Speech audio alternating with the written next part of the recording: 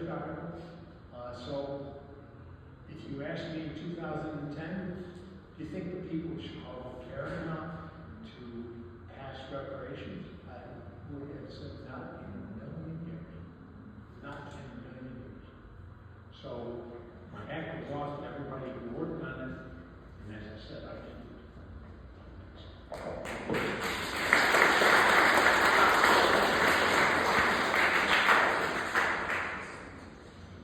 My next question is for you, Rick. You were at City Hall when the reparations package was unanimously passed by citizens. As a torture survivor, did you ever imagine reparations would be granted by the City Council to torture survivors? Thank you for that question.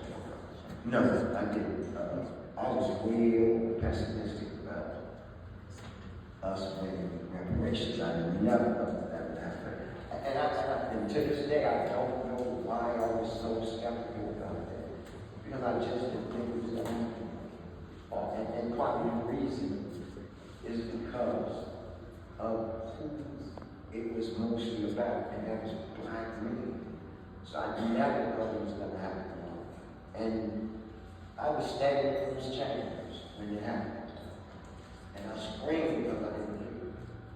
I didn't know that. I was so happy that it happened. I think that was probably the second best day I had in my life. You know, because it was a lot of guys. And you know, we never really talk about the women that are incarcerated. We always talk about the men. But they torture women also. And we have a couple of women with us now. Lieutenant Sutherland and Michelle.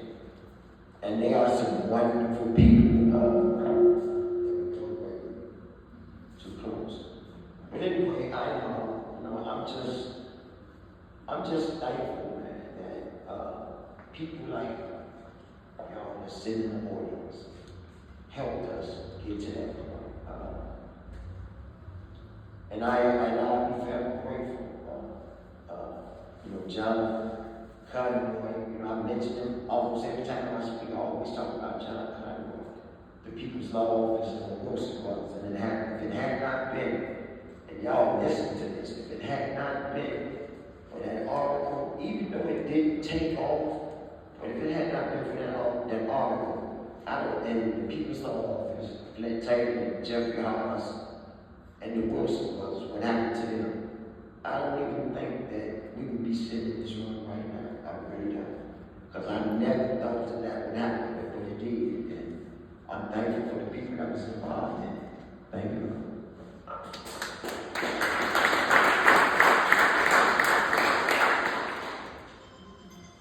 My next question is for Alice Kim. As a well-known Chicago activist with the campaign Ending the Death Penalty, fighting to win freedom for survivors, can you discuss how earlier fights for justice, like the campaign Ending the Death Penalty and the death row 10, are connected to the fight for reparations?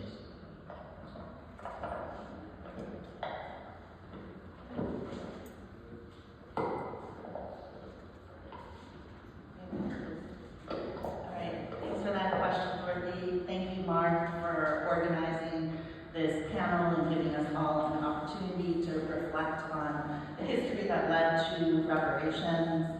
I guess I'm going to start. Before I get to the Death Row 10, I just want to say a word about May 6, 2015, because I think many of us here in this room, on the stage speaking today, were there at City Council, and it did feel miraculous and overwhelming to have not only have the City Council unanimously vote in favor of reparations, but also to give a standing ovation to the survivors as Alderperson Joe Moreno read off the names of every survivor who was in that room. And I think it was overwhelming for us because of this long history of this fight. You hear John and you hear Greg talk about not feeling as if it were going to be possible to pass reparations. That is a feeling I think that every one of us who are fighting for reparations felt.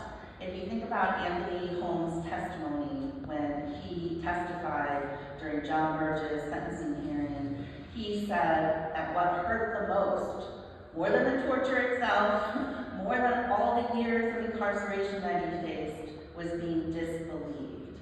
And that is what that was the climate and those were the circumstances that people fought so within. And I think that that's important to remember because even in the face of what seeming hopelessness, right, people having the audacity to fight is what made a difference every single step of the way. There were no victories in this fight that were granted from above. Every single victory was hard fought for and won by the survivors themselves, their family members, lawyers, but also everyday activists and organizers who were out in the streets.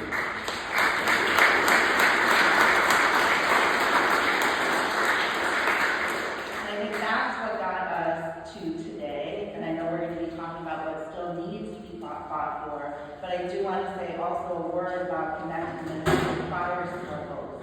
We have Stanley Howard here, who is the co-founder of the Death Row 10. Hey, Stanley.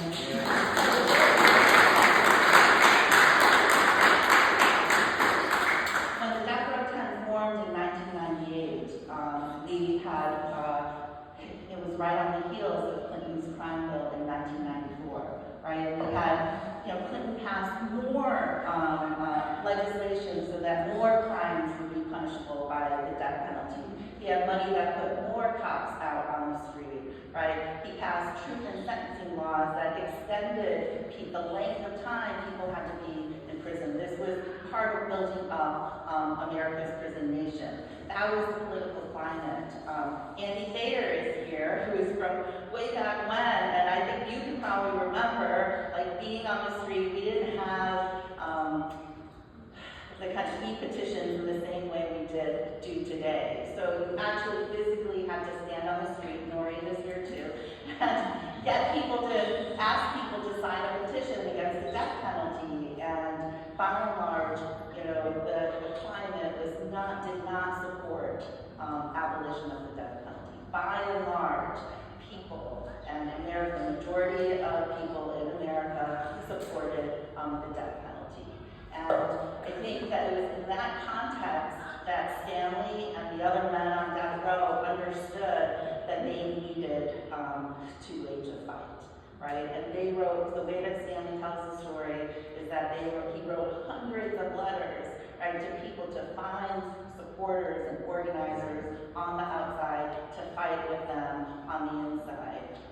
And we were lucky enough, Maureen, myself, Andy, others, lucky enough to be organizing with the campaign to end the death penalty at the time, and we responded to their call. And I think that this call, the foresight that people inside had, that we needed to wage a grassroots fight with people on the outside, that we could not rely on the regular mechanisms that actually existed, was crucial and critical, and it came out of their own lived experience. And I think that that lesson, and then organizing with their mothers. Now we have so many mothers and so many survivors very central to the fight and leading the fight, and I think that is an important through line from then and to today.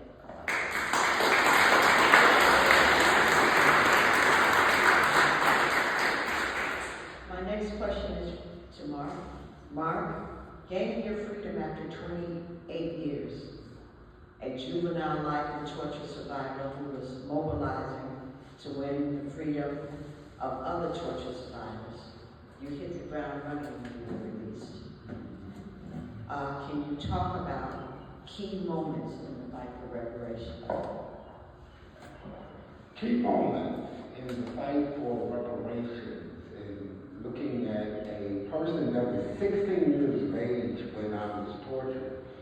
Coming back to this society, it didn't play nice, and it had to come with a harsh reality and struggle. Reparations to me it looked like reparations of old. You know, I even looked to total up my 40 acres in my mural, and it didn't pan out. And one of the persons in this room is my angel, Miss Bernadine Dorn. I think people don't understand how it feels to be a kid and then you are locked up inside of a prison. Well, because you can't pronounce words the way that the system wants you to pronounce them or say them the way that the system, it views you as a guilty individual. And I think the most turning aspect of my life was watching a dying mother and then taking that pain and looking at what Bernadine Dorn was able to, at least she started the fight, and it worked. My failure to society and to the other people that were still remaining inside of the prison system would have been to come out voiceless. Being a juvenile, listening to a judge that tells me, well, guess what? You are going to spend the rest of your life. Another person in this room, very, very, very important person, Shaka Hopper. And I met her when she was in college. And now to see her achievements, that's what I wanted to see out of some of the things that I would come out to do. We're not looking for everyone to agree. Juvenile, that's one thing that people have forgotten because they're looking at today compared to in the 1980s. People really did not look for kids to be engaged into these awful, heinous acts of killing people in society. However, I was viewed as the worst of the worst. I'll never forget October 31st, 2006. That's when Bernadine visited me. That's engraved in my heart. You know why? Due to the fact that I'm not going to allow society to tell me what I should